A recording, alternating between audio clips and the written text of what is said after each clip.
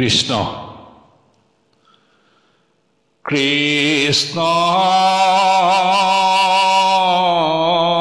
শংকৰ গুৰু হৰি ৰাম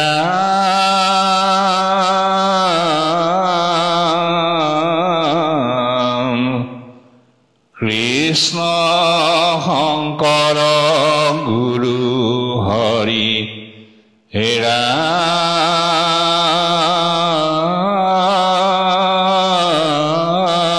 ৰাম ৰাম ৰাম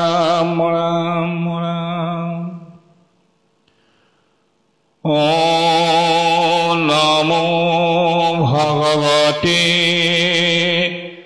वासुदेवाय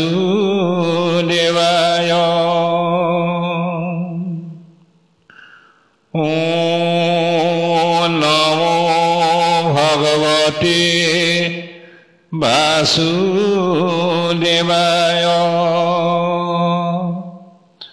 ॐ नमो भगवते वासुदेवाय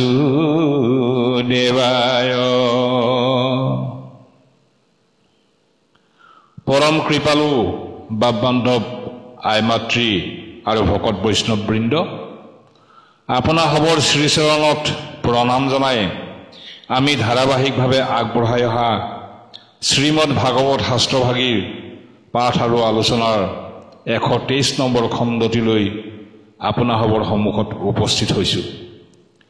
আজিৰ পাঠ আৰু আলোচনা তৃতীয় স্কন্ধ প্ৰথম অধ্যায়ৰ শেষ অংশ। যোৱা খণ্ডটিত প্ৰভু ভগৱন্তৰ তিনি গুণৰ পৰা তিনিজন দেৱতা ক্ৰমে ব্ৰহ্মা বিষ্ণু আৰু ৰুদ্ৰৰ সৃষ্টি হোৱা আৰু তিনিওজনে তিনি ৰূপে মূৰ্তি ধৰি কোনেও কাকো সম্ভাষণ নজনোৱা অৰ্থাৎ ইজনে বোলে মইহে বৰ সিজনে বোলে মইহে বৰ অৰ্থাৎ প্ৰত্যেকেই মই বৰ ভাবেৰে গৰ্ব অহংকাৰত কোনেও কাকো প্ৰণাম নজনালৈকে আলোচনা কৰা হৈছিল। আজি তাৰ পিছত কি হৈছে তাৰ পৰা আৰম্ভ কৰিব বিচাৰিছো। কৃষ্ণ ৰাম মই বৰ তিনিওয়া সন্তৰ তথা কাকো কেবে কাণ পাতি নুশুনন্ত কথা মই বৰ বুলিয়াতি নিউদৰ কৰে তিনিৰো দেখিয়া ভাব অহাসন্ত ঈশ্বৰে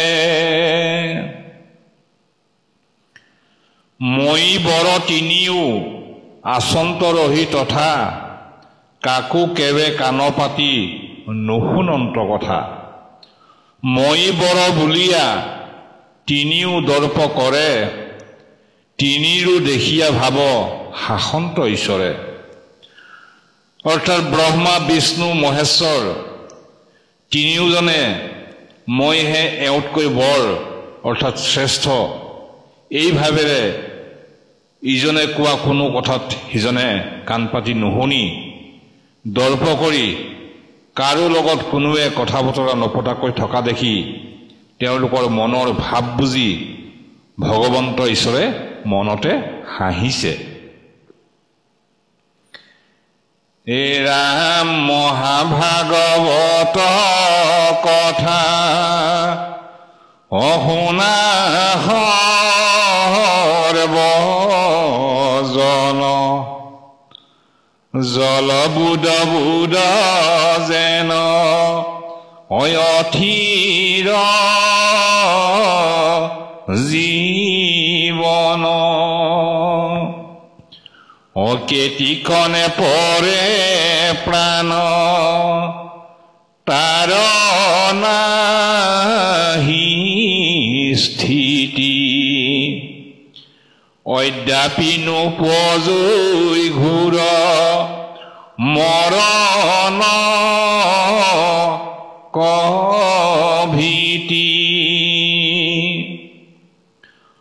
মহাভাগৱত কথা শুনা সৰ্বজন জল বুদ বুদ যেন অথিৰ জীৱন।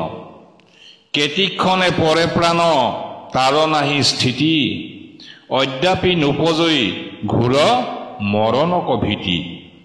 অৰ্থাৎ এইখিনিতে অধ্যায়টি সামৰণি মাৰি শংকৰ গুৰুজনাই সমাজৰ লোকসকলৰ প্ৰতি উপদেশ আকাৰে কৈছে, সেই লোকসকল পৰম ঈশ্বৰৰ গুণ গৰিমা মহিমা থকা মহাভাগৱত শাস্ত্ৰৰ কথাবিলাক শুনা। মানুহৰ জীৱন পানীৰ বুৰবুৰণিৰ দৰে। পানীৰ বুৰবুৰণিবোৰ যেনেদৰে অস্থিৰ অৰ্থাৎ তেনেই খন্তেকীয়া, ঠিক তেনেকুৱাই মানুহৰো জীৱন। কেতিয়ানো প্ৰাণ অৰ্থাৎ জীৱটো ওলাই গৈ মৃত্যু হয় তাৰ কোনো ঠিকনা নাই। মানুহে ইমানখিনি জনাৰ পিছতো যে মৃত্যুলৈও যে ভয় নোপজে, সেইটোহে আচৰিত কথা। হে ৰাম আগতে নেদেখা কিয় অদুষ্মৰণ সত্তৰে কৃষ্ণৰ পাৱে পখিও শৰণ। কৃষ্ণেহে সুহৃদয় পৰলোক গতি অজানিয়া কৃষ্ণক কৰা একান্ত ভকতি। আগতে নেদেখা কিয় দুষ্মহ মৰণ সত্তৰে কৃষ্ণৰ পাৱে পখিও শৰণ। কৃষ্ণেহে সুহৃদ ইহ পৰলোক গতি জানিয়া কৃষ্ণক কৰা একান্ত ভকতি। সন্মুখত যে ভয়ংকৰ দুখজনক দুখসহ মৃত্যু আছে তাক উপলব্ধি নকৰা কিয়? ভয়ংকৰ দুখসহ মৃত্যুৰ পৰা হাত সাৰিবৰ বাবে তৎক্ষণাৎ কৃষ্ণৰ চৰণত শৰণ লোৱা। ভয়ংকৰ মৃত্যুৰ পৰা প্ৰভু কৃষ্ণইহে সহজ মৰণগতি অৰ্থাৎ সদগতি প্ৰদান কৰিব পাৰে। কৃষ্ণক সুহৃদ বান্ধৱ বুলি ভাবিলে ইহলোকত সুশান্তি আৰু পৰলোকলৈ গতি কৰাৰ সময়ত পথ সুগম হয়। এই কথাবিলাক জানি কৃষ্ণক একান্ত মনে ভক্তি কৰা, অন্যথা জীৱই যমৰ যাতনা ভুগি পৰলোকলৈ গমন কৰিব লাগে। যমৰ যাতনা ভুঞ্জি পৰলোক গমন কৰিব লগা হোৱাটোকে দুষ্মহ মৰণ বুলি কোৱা হয়। যমৰ নগৰলৈ যাব নলগাটো কেৱল কৃষ্ণইহে ব্যৱস্থা কৰিব পাৰে, যদিহে মনুষ্যই কৃষ্ণক সুহৃদ বুলি জ্ঞান কৰি ভক্তি কৰে। হে ৰাম ইটো নৰ হৰিৰক অনেদেখি অল্প মনুষ্য হইবা ক নপায় কোটি কোটি কল্প। হৰি নাম বিনে জানা ব্যৰ্থে আয়ু যাই জন্ম চিন্তা মনি হেৰা হাততে হেৰাই। ইটো নৰ শৰীৰক নেদেখিবা অল্প মনুষ্য হইবা ক নপায় কোটি কোটি কল্প। হৰি নাম বিনে জানা ব্যৰ্থে আয়ু যায় জন্ম চিন্তামণি হেৰা হাততে হেৰায় অৰ্থাৎ হে লোকসকল এই যে নৰহৰিৰ অৰ্থাৎ মানুহৰ শৰীৰটো পাইছা এইটো অল্প অৰ্থাৎ অলপতে পোৱা বা সহজতে পোৱা শৰীৰ বুলি নাভাবিবা জীৱই কোটি কোটি কল্প কালৰ পাছতো মনুষ্য শৰীৰ নাপায় যদি ঈশ্বৰৰ কৃপা নহয় গতিকে ঈশ্বৰৰ কৃপা পাবলৈ হলে হৰি অৰ্থাৎ ঈশ্বৰৰ নাম ভক্তিভাৱে গুণানুকীৰ্তন অবিহনে সম্ভৱ নহয় মনুষ্যৰ বাহিৰে অন্য প্ৰাণী বা জীৱৰ হৰি নাম গুণানুকীৰ্তন কৰিব পৰা ক্ষমতা নাই অৰ্থাৎ ঈশ্বৰে প্ৰদান কৰা নাই গতিকে মনুষ্য শৰীৰ ধাৰণ কৰি যদি হৰি নাম নোলোৱা তেনেহলে মনুষ্য জীৱনটো ব্যৰ্থে যায় হৰি নাম ল'ব পৰা চিন্তামণি জন্ম অৰ্থাৎ মনৰ আশা পূৰণ কৰিব পৰা ৰত্ন সদৃশ মনুষ্য জন্মটো হাততে পায়ো হেৰুৱাৰ নিচিনা হ'ব মানে মনৰ আশা পূৰ্ণ কৰিব পৰা ৰত্নটি হাততে পায়ো ব্যৱহাৰ কৰিব নাজানি এনেই পেলাই থোৱা বা হেৰুৱাৰ নিচিনা হে ৰাম জানিয়া কৃষ্ণ তহ কৰা একান্ত ভকতি ইটো কলি যোগে নাম বিনে নাহি গতি অধৰ্মে জুৰিলা ৰাজ্য ভৈলায়ে কাৰ নাহি মলমতিৰ কৰ মতয় অধিকাৰ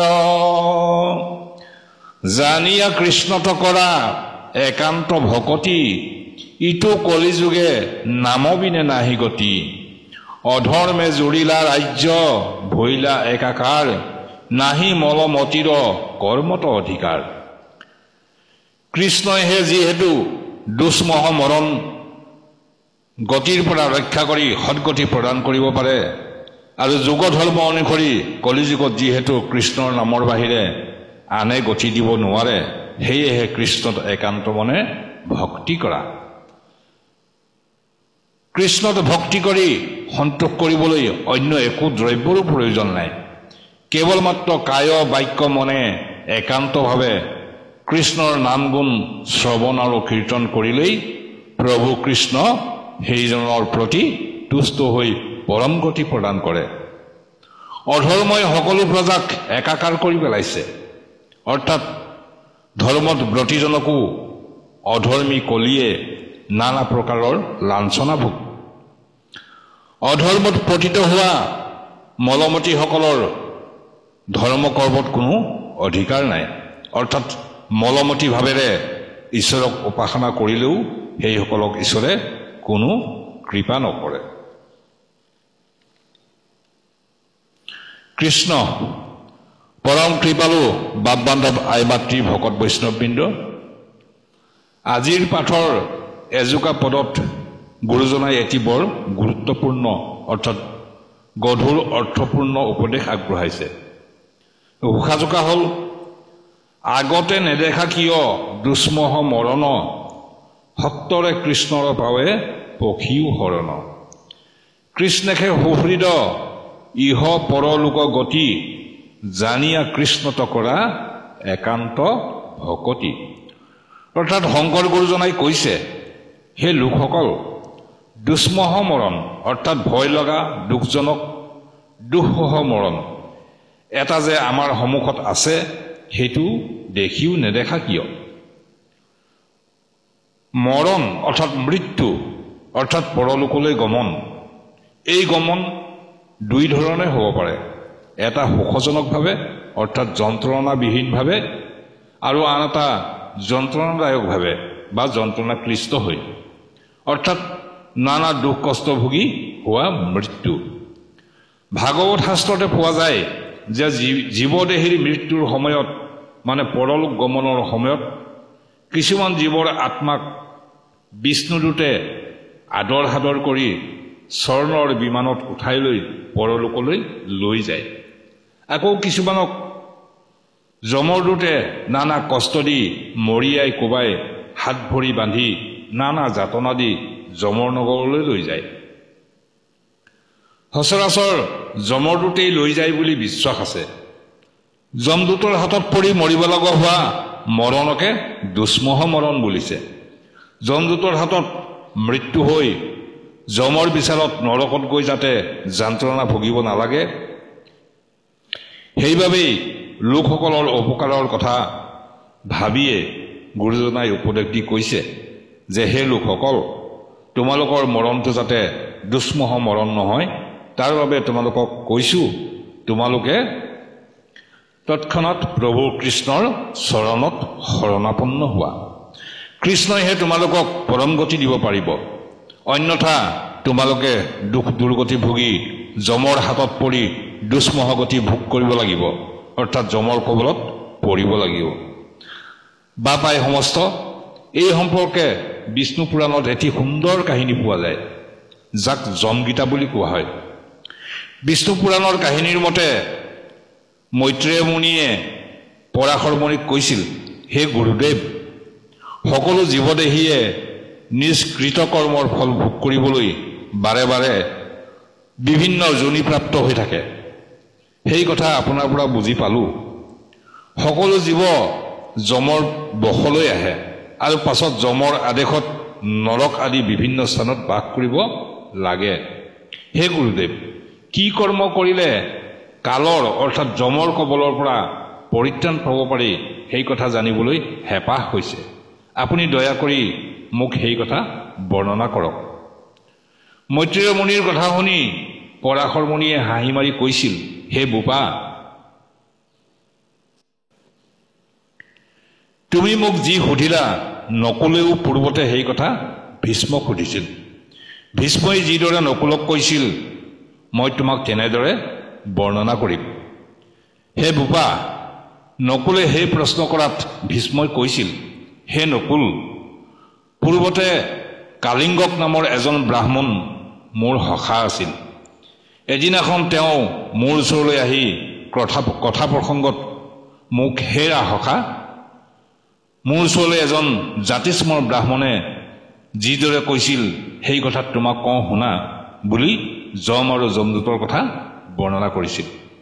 হে বোপা নকুল, মোৰ সখা কলিংগকে জাতিস্মৰ ব্ৰাহ্মণে যম আৰু যম কিংকৰৰ কথা যেনেদৰে বৰ্ণনা কৰিছিল সেই কথাকেই মই তোমাক কওঁ শুনা। এদিনাখন যমদূতে পৃথিৱীৰ পৰা আয়ুস শেষ হোৱা মানুহৰ আত্মাক বান্ধি ধৰি যমপুৰীলৈ আনিবলৈ সাজু হোৱাত ধৰ্মৰাজ যমে দূতসকলক কৈছিল, হে দূতগণ, মোৰ কথা শুনা হওক। যিবোৰ মানুহ হৰিৰ অৰ্থাৎ বিষ্ণুৰ শৰণাপন্ন নাযাবা, যিবোৰ বিষ্ণুভক্ত মানুহ তেওঁলোক মোৰ অধীন নহয়। বিষ্ণুভক্ত মানুহক শাসন কৰাৰ অধিকাৰ মোৰ নাই বুলি জানি ল'বা। হে দূতগণ, লোকৰ হিতাৰ্থে বিধি অৰ্থাৎ পদ্মজনীয়ে অৰ্থাৎ ব্ৰহ্মাদেৱে মোক ধৰ্মৰাজ যমপদত নিযুক্ত কৰিছে, সেই কথা সত্য। কিন্তু বিষ্ণুভক্ত মহাত্মা আৰু গুৰুভক্ত সাধুজনৰ মই অধীন হৈ থাকোঁ। হে দুৰ্গণ, ভগৱান বিষ্ণু সবাৰো প্ৰধান। তেওঁৰ নিৰ্দেশতে ব্ৰহ্মাদেৱে মোক শাসনকৰ্তা পাতিছে যদিও সেইজনা পৰমেশ্বৰ বিষ্ণু মোৰো শাসনকৰ্তা বুলি জানি ল'বা। সোণৰ পৰা তৈয়াৰ কৰা মুকুট, কেউৰ, কুণ্ডল আদি বিভিন্ন অলংকাৰ আমি যিদৰে দৰ্শন লাভ কৰোঁ সেইদৰে একমাত্ৰ বিষ্ণুক নৰ দেৱতা আদি বিভিন্ন প্ৰাণীৰূপে দেখা পাওঁ। বায়ুবেগ অৱসান হ'লে যিদৰে পাৰ্থিৱ জলীয় পৰমাণুবোৰ মিলিত হৈ ক্ৰমাৎ পৃথিৱীলৈ যায়, তেনেদৰে দেৱতা, নৰ, পশু আদি সকলো জীৱ সনাতন বিষ্ণুত একত্ৰিত হয়। পৰমাৰ্থ লাভৰ বাবে যি সাধুৱে একান্ত মনে দেৱতাৰ দ্বাৰা পূজিত হৰিপদ প্ৰণাম কৰে সেই সাধুজনৰ পাপ নাথাকে। তোমালোকে সেই সাধুক ঘৃতসিক্ত অগ্নি জ্ঞান কৰি দূৰতে বিদুৰ হবা, অৰ্থাৎ তোমালোকে সেই সাধুৰ কাষলৈ কেতিয়াও নাযাবা। ধৰ্মৰাজ যমৰ কথা শুনি পাশহস্ত দুৰ্গণে কৈছিল, হে প্ৰভু, আমি কোন মানুহ বিষ্ণু ভক্ত সেইটো কিদৰে জানিম? গতিকে বিষ্ণু ভক্তক চিনি পোৱাৰ উপায় প্ৰদান কৰক। যমদূতৰ কথা শুনি ধৰ্মৰাজ যমে কৈছিল, হে দুৰ্গণ, যি মানুহে নিজ ধৰ্মৰ পৰা বিচলিত নহয়, যি মানুহে শত্ৰু মিত্ৰ সমভাৱে দৰ্শন কৰে, যিয়ে পৰধন হৰণ নকৰে, আনক পীড়ন নকৰে, যি মানুহৰ আত্মা কলিৰ দ্বাৰা কলুষিত নহয়, অৰ্থাৎ যাৰ আত্মা পবিত্ৰ, যিয়ে সদায় একান্ত মনে বিষ্ণুক ধ্যান কৰি থাকে, যিয়ে পৰদ্ৰব্য তৃণতুল্য দেখে, আনৰ সোণ গুপ্তস্থানত থকা দৰ্শন কৰিলেও যিয়ে লোভ নকৰে, সেইবোৰ মানুহৰ পাপ নহয়। বিষ্ণুভক্ত মানুহে সদায় বিষ্ণুক আৰাধনা কৰি থাকে। যি মানুহৰ হৃদয় স্ফটিক মণিৰ দৰে, সেই মানুহে সদায় আনন্দ মনে হৰিক আৰাধনা কৰে বুলি জানি ল'বা। বিষ্ণু ভক্তৰ লোভ মোহ কামনা বাসনা আদি ভাৱ নাথাকে।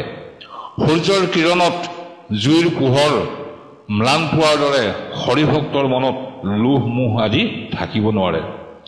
বিশুদ্ধ স্বভাৱৰ মানুহে শত্ৰু মিত্ৰ সমজ্ঞান কৰে। প্ৰিয়বাদী মানুহ মায়াশূন্য হৈ জীৱন অতিবাহিত কৰে। যি মানুহৰ হৃদয়ত বাসুদেৱ অৱস্থিত, সেই মানুহৰ মন আনন্দৰে পৰিপূৰ্ণ।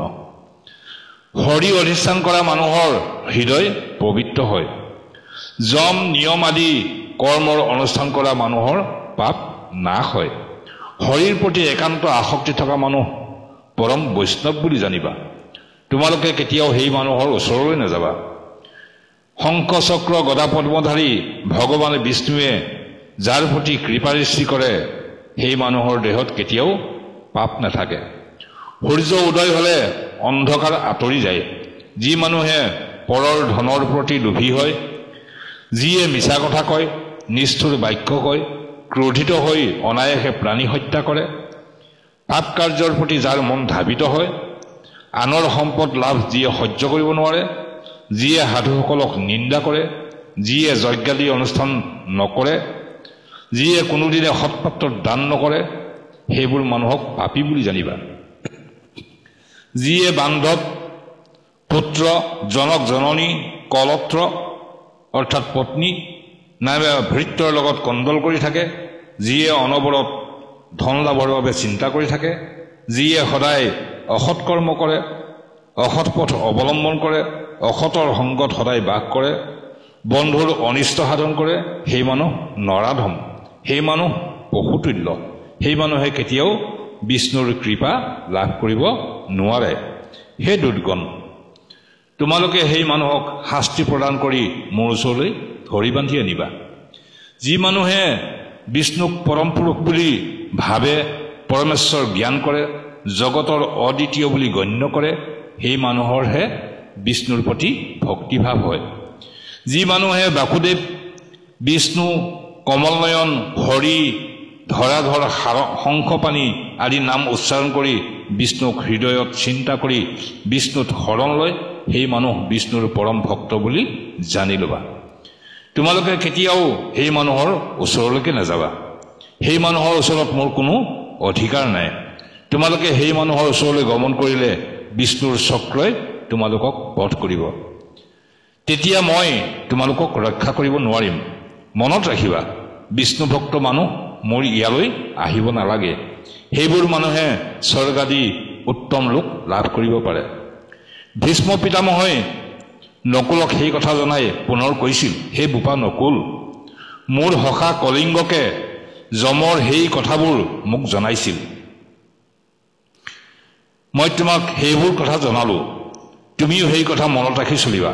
মনত ৰাখিবা, বিষ্ণুৰ বাহিৰে ত্ৰাণকৰ্তা কোনো নাই। যি মানুহে একান্ত মনে বিষ্ণুক ধ্যান কৰে সেই মানুহৰ যমদূত নালাগে যমেও কেতিয়াও যাব নোৱাৰে সেই মানুহে বিষ্ণুৰ কৃপাত যথাসময়ত জীৱমুক্তি লাভ কৰিব পাৰে পৰাশৰ মুনিয়ে মৈত্ৰেয় মুনিক কৈছিল হে বোপা মৈত্ৰেয় ভীষ্মই নকুলক কোৱা কথাবোৰ মই তোমাক জনালোঁ যমে তেওঁৰ দূতক কোৱা কথাবোৰক যমগীতা বুলিও বহুত পণ্ডিতে কয় আই মাতৃ ভকত বৈষ্ণৱবৃন্দ আজিৰ পাঠ আৰু আলোচনা ইমানতে সামৰিছোঁ আপোনাসৱ সমস্তকে প্ৰভু ভগৱন্ত কৃষ্ণই কৃপা কৰক কুশলে ৰাখক তাৰেই প্ৰাৰ্থনা জনাইছোঁ কৃষ্ণ হৰি ৰাম কৃষ্ণ